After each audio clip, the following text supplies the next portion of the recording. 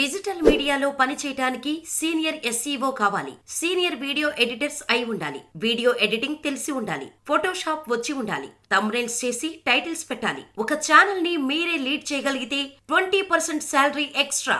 మీ resume srimedia9networks@gmail.com కి mail చేయండి లేదా 9542503567 ఈ నెంబరుకు వాట్సాప్ చేయవచ్చు. My village show fame Gangavva వీడియోలు తొందరగా వైరల్ అవుతాయి. తెలంగాణలో మరీ ఎక్కువగా వీడియో పెట్టిన కొన్ని గంటల్లోనే లక్షల వ్యూస్ వస్తూ ఉంటాయి.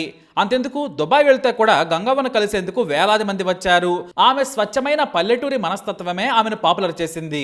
బిగ్ బాస్ నుంచి సినిమాల వరకు గంగవ్వ గురించి ప్రత్యేకంగా చెప్పనక్కర్లేదు. అయితే ఎన్నికల సీజన్ కదా, తెలంగాణ ఐటీ మంత్రి కేటీఆర్ ఏకంగా గంగవ్వ ఊరు వెళ్లి మరి మై విలేజ్ షో టీమ్ తో ఓ షో చేశారు.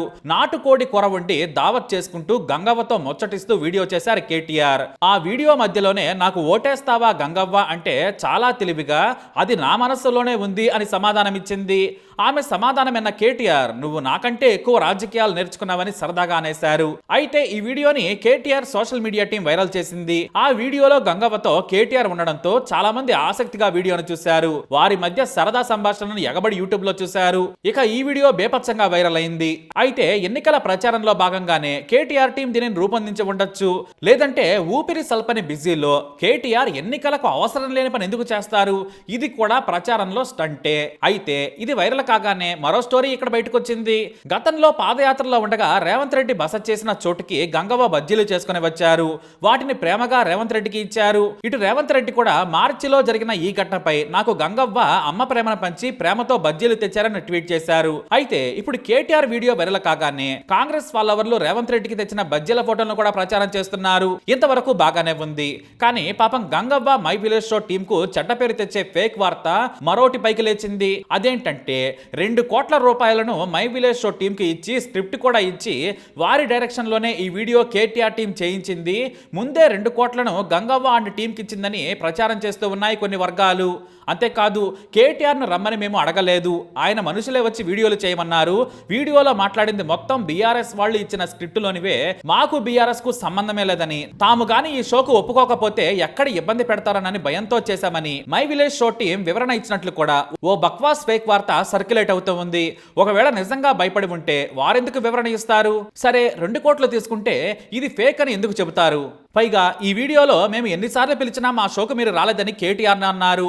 మీరు నన్ను సరిగ్గా పిలిచి ఉండరని సరదాగా అన్నారు కేటీఆర్. మొత్తానికి కేటీఆర్ మాత్రం ఎన్నికల ప్రచారం చేసుకున్నారు. అది మాత్రం వాస్తవం. అయితే మై విలేజ్ షో టీమ్ కు 2 కోట్లు ఇచ్చింది మాత్రం ఫేక్. దానిని అనవసరంగా ప్రచారం చేస్తున్నారు. 2 కోట్లు తీసుకున్న వారు మళ్ళీ కేటీఆర్ పై నెగిటివ్ వార్తలు ఎందుకు ప్రసారం చేస్తారు? కాబట్టి ఇది పచ్చి అబద్ధం. మై విలేజ్ షో టీం 2 కోట్లు తీసుకోలేదు. అలాగే ఆ తర్వాత కేటీఆర్ పై నెగిటివ్ గా కూడా మాట్లాడలేదు. ఇది కేవలం ఎన్నికల స్టంట్ గా మాత్రమే అపోజిషన్ వర్గాలు వాడుకుంటున్నాయి. కేటీఆర్ ని విమర్శించేందుకు, కార్నర్ చేసేందుకు కొంతమంది ఏకంగా 2 కోట్ల కథను ప్రచారం చేసి వైరల్ చేశారు. 2 కోట్లు తీసుకున్నాకే కేటీఆర్ కోసం వీడియో చేశారనేది ఆ ఫేక్ న్యూస్ కథనం. కానీ ఆ వీడియోలో తాము ఏం చేస్తాం, ఏం చేయబోతున్నామే చెప్పారు తప్పితే మై విలేజ్ షో టీం వారెవరూ కూడా బీఆర్ఎస్ కు ఓటేయమని ప్రచారం చేయలేదు. ఇది వాస్తవం. సరే 2 కోట్లు ఇచ్చి వీడియోను మై విలేజ్ షో టీం చేసింది అనుకుందాం. మరి రేవంత్ రెడ్డి దగ్గరికి వెళ్ళింది కూడా డబ్బుల కోసమేనా? రేవంత్ రెడ్డి డబ్బులు ఇచ్చి పిలిపించుకున్నారా? ఇలా చెప్పుకుంటూ పోతే ఫేక్ గాళ్ల ఫేక్ కథలకు అంతే ఉండదు. కాబట్టి కేటీఆర్ కి ఇది ఎన్నికల అవసరం కావచ్చు. అలాగే కేటీఆర్ సోషల్ మీడియా టీం ఇది చేయించి ఉండొచ్చు.